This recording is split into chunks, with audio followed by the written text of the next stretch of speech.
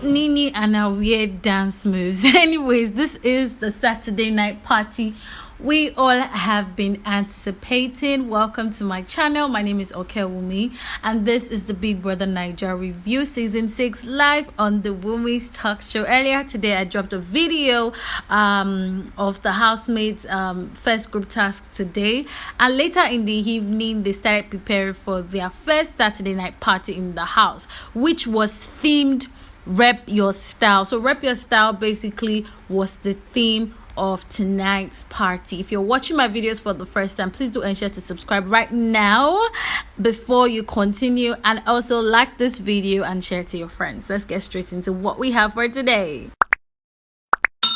Welcome back, guys. Well, I'm going to start first of all from the theme Rep Your Style. What is your style? For me, being that this is their first Saturday night party in the house, I would rate them a 5 because I didn't really enjoy the outfits, and I feel like they were still warming up since it's their first Saturday night party, so I will excuse them for that. First of all, the theme of the party is Rep Your Style. I mean, I feel like as from next week, Biggie needs to start giving this housemate outfits, because I don't even like the outfits that they came up with today. Only a few housemates, pulled up a very great style. For example, Emmanuel, Liquorose, Princess, who I never thought would give us those hot. She was looking quite sexy tonight. We had a housemate like Saskay, even though she was wearing an Ankara tucked in, although it looked kind of corporate, but I still quite enjoyed it. Emmanuel, the guys even like putting more effort in their outfits than the ladies, but they were all looking good. They did their best to dress nice. And then we had the party starters. Let's take a short clip.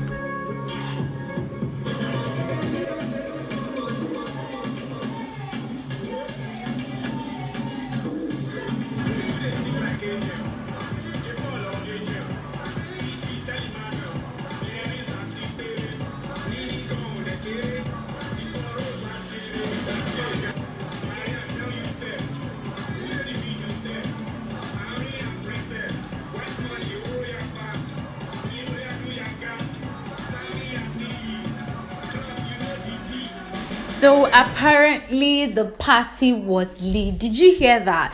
Licorice actually did a remix of his song Verified and called the names of the housemates. I doubt every one of them noticed because they were all carried away in the party, but it was so nice. As usual, in every party, we'll have the ones that don't bring vibes, and we'll always have the ones that bring all the vibes. Saskay was the vibe for me this night. Saskay alongside with Saga, Liquorose, Cross, and many other. I feel like this is their first party, so at the beginning of the party they were all just reserved. They were just giving us small vibes, and then in the middle of the party they started loosening up.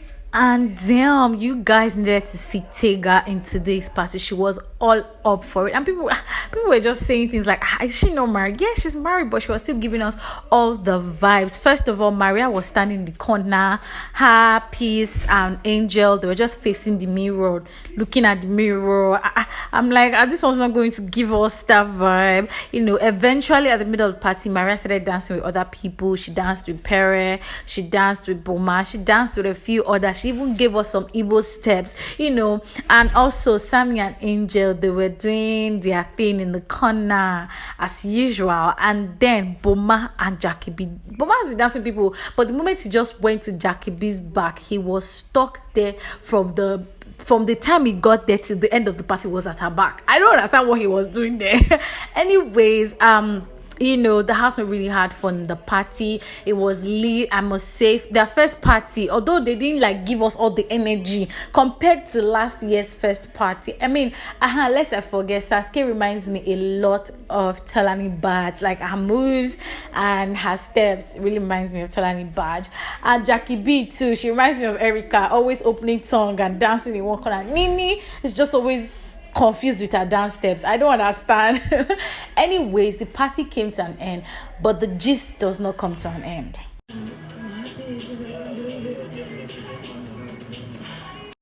Lest I forget, Licorice had a little breakdown towards the end of the party. Our energy was high at the beginning of the party, middle of the party high, and then towards the end of the party, she just broke down. And then I don't even know what was happening. I saw people telling her sorry. And before you know it, she went to the garden and she was crying. And Earrings and Emmanuel followed her. And I'm like, why is she crying? What happened? Because, she didn't fall. Nobody injured her. So what could have taken your energy from high to low? And, I was just wondering. I waited to the end of the party. After the party, next thing I saw Rose jumping. Let's take pictures. And I'm like, this girl, is she tipsy? Is she high? Or this is just how she switched? And then, after the party, from some conversations we were having with the husband, she was just feeling overwhelmed, that she was still trying to process that, is she the one in the house? She can't still process it. She just feels so grateful. She just feels so overwhelmed that she was in the house. That's why she broke down. I'm like, oh, these people. Anyways, that's not all, guys. People, why you always want to know? She just sits there in the room sometimes. Do you know what to do? She doesn't have any friends here. Now, this is the most hilarious thing I've ever seen. And I'm sure it's going to be funny to you guys. First of all, the rest of the house, when they came for the party, they were all in the lounge, the dining area, and they were singing, they were vibing, they were talking, they were laughing and making jokes, wipe money, they were singing, chanting rhymes, and their task songs, they were singing and playing.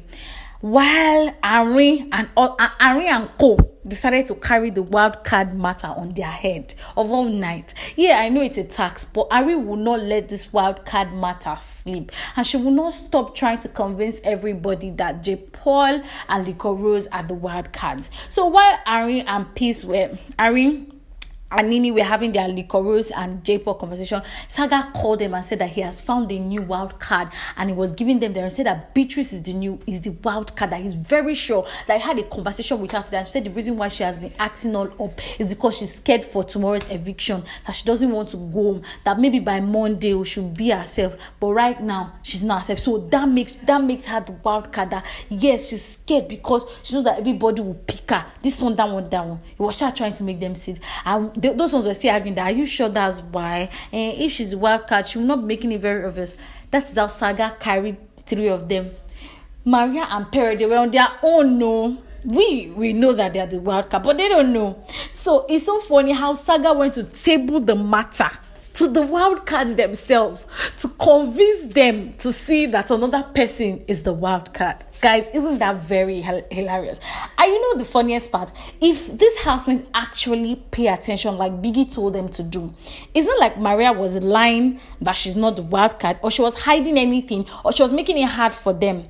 Now, when Saga was telling her his Beatrice is the wild card, Maria was still trying to talk to him that because she says she's scared doesn't mean that she's a wild card. Actually, naturally, Beatrice is a boring person. She doesn't talk to people. She has inferiority complex, so she can't be the one.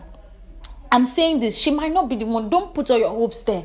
This one, that one. When somebody is talking to you like they are confident that she's not the one, but Saga is so determined that it is Beatrice. And I'm like, the wild card is telling you.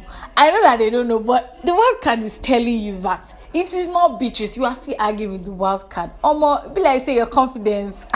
I don't understand. And not only that, Maria even told Ari again that J. Paul is not the wild card. She didn't pretend to act like, trying to say it's another person. She was trying to convince these people that mentioned, they are not the ones. And she even said something that could have been a clue, that she's scared, that she feels like crying because it's a 50% chance that she might go home. Anybody can go, but she feels bad because it would be so embarrassing for her to spend 1 week in the house and leave. Isn't that enough sign? But they were so bent, they are fixed. They don't broaden their horizon. They just fix that it's this person and that's the person they want to hold on to. Anyways, that's that. And you know, your favorite, I don't want to say couple, you know, people are shipping them outside, but I don't think that ship is going to say anyway. It's Licorice and Emmanuel. Can your man ever clean up your makeup for you? I doubt that. Anyways, that's that. Apparently there are two housemates in this house that knew each other before the house. The housemates are Jackie B and Princess. They've known each other before the house, and Princess was having a conversation with Jackie B on how they are not close as they should be, since they actually know each other outside the house, that she expects both of them to have their back, but it's fine if they cannot have each other's back. And while they were having this conversation, she revealed to us that Tega and J. Paul know each other outside the house, and that's why they're actually very comfortable with each other. You can see the way they vibe with each other. And if you notice in tonight's party, J. Paul and Tega were together, dancing together. Also, she didn't dance with any other person that much like the way she danced with J. Paul. Guys, that's all we can take for tonight, because I really want to sleep. I've packed up all this just for you. And to really appreciate me and encourage me, all you have to do is just subscribe to my channel, leave a comment down below in the comment section, share this video, and you know, I love you. Have a wonderful night, morning, whatever time you're watching. Have a wonderful time ahead. Bye.